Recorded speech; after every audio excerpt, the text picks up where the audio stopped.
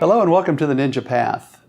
My name is Larry Kendall and I'm the author of Ninja Selling, and our goal is to help you increase your income per hour so that you can have a life. And we found that if you focus on 3 success keys, that will happen. Those 3 keys are your mindset, your skill set, and your actions. This particular lesson is devoted to helping you develop your skill set. You know, if you look at how people buy things, there's a 15% group that always shops the lowest price. This group really doesn't care about whether we create value or not. They're going to make all buying decisions based on lowest price. Then, of course, we have the 5% that they always want to pay the most. Now, why would somebody pay the most? Well, because they think they're worth it, or they think you get what you pay for. Maybe it's status or prestige, or they just want the best. But most people, their buying decisions are based upon value. 80% make all decisions based upon value, which is in their head a formula of price and quality and the relationship of those two. Sometimes we call that our value proposition. If you look at your value proposition, there's you, there's your prospect. Let's say that prospect is a seller, and your competitor. You're in competition for this listing.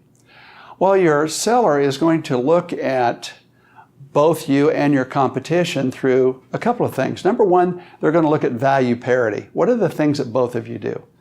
Well, you both put a sign in the front yard. You both create a brochure. You both put it in the MLS and upload it to the internet. You both hold open houses. So really, those are not very differentiating. What the seller is really curious about is, what is the value wedge? What do you bring to the game that's unique, that's different, in a way that's valuable to the seller?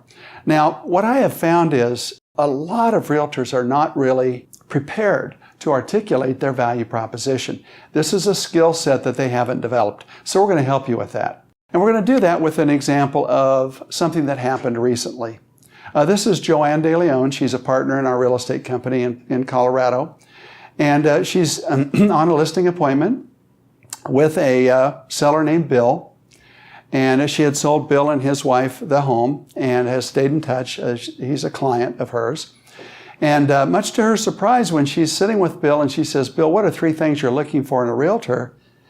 He looked at her through what she called laser eyes. And when we say laser eyes, Tom Cruise is famous for his laser eyes. So here we have, he looked at her with laser eyes and he said, "Joanne, I'm looking for a discount." When a seller looks at you with laser eyes and says, "I'm looking for a discount," are you prepared to articulate your value proposition and to handle that situation? Well, Joanne is. She's a ninja. So the first thing that she knows is this. From Steve Jobs and his secrets of presentation was first clarify the problem before you try to present a solution. So the first thing that Joanne says is, "Tell me a little bit more about that." And Bill says, "Well, homes are really selling fast in this market, and I don't think you're going to have to advertise very much. And I think for that I deserve a discount." And Joanne says, "Well, what is your goal, Bill?" And he says, "I think that ought to be worth at least 1%. So now Joanne has gone to the next question and said, "Well, if you could wave a magic wand, Bill, and have this transaction go just the way you want, tell me a little bit about that." And he says, "I'd like to be the first in my neighborhood to break $400,000. Homes have come close. There was one that sold next door for $396, others in the 390s, but nobody's broken $400,000. I think I have the house that could do it." So now has Joanne identified and clarified the problem? Yes. Her problem is 1% of $400,000 or $4,000. She has to demonstrate to Bill her value. She has to be able to articulate her value proposition. What she says next is solid gold, and you should memorize this question. We call it the value clarification question. She says, "Bill, do you believe your home will sell for a fixed price? Or do you believe it will sell in a range of value based on the marketing and negotiating skills of your realtor?" Bill says, "You know, I never thought of it that way. But yeah, there probably is a range of value." You see, a lot of times sellers have never thought about that. In fact, you can tell that because have you ever had a seller say, "Well, I think I'll give the listing to my niece. She's brand new in real estate and she could use the business." What that seller is really saying is that There's a fixed price at which the house will sell regardless of who has it listed, and it really doesn't matter who the realtor is. Asking this question is powerful, and you should have this on the tip of your tongue. Do you believe your home will sell for a fixed price, or do you believe it will sell in a range of value based on the marketing and negotiating skills of your realtor? I have never had a seller, when you ask this question, say, well, I think it's a fixed price. I've never had them say that. They'll think about it and they'll say, I never thought of it that way, but yeah, there probably is a range of value. And so Joanne says, my job is to get you at the top help you get to the top of that range of value. And I do that with 5 things. We call this your 5 points of value. The first thing we're going to do, Bill, is we're going to take a walkthrough of your property. And I'm going to point out various ways that you can enhance the value of your property through staging, through fix-up, and so on, so that your property gets top value. Number 2, then we're going to sit down and I'm going to show you a pricing strategy. We need to develop a pricing strategy so that you don't overprice your property and scare buyers away, and yet you don't underprice your property and leave money on the table. And I'll show you that pricing strategy. Number 3, I'll show you my marketing plan, which is designed to give you maximum exposure. If we can get you maximum exposure in the market, we have found that you'll have more buyers, more showings, more contracts, and better contracts. Then my job is to help you negotiate the best contract. And many times the best contract may not be the highest price contract, it may be the contract that will close. And then, Bill, there are a lot of moving parts in a real estate transaction. My job is to manage those moving parts and help you get to closing on time. The fee to deliver this level of value is, and then whatever your fee is, and if you follow this plan, your home will sell at the top range of the value.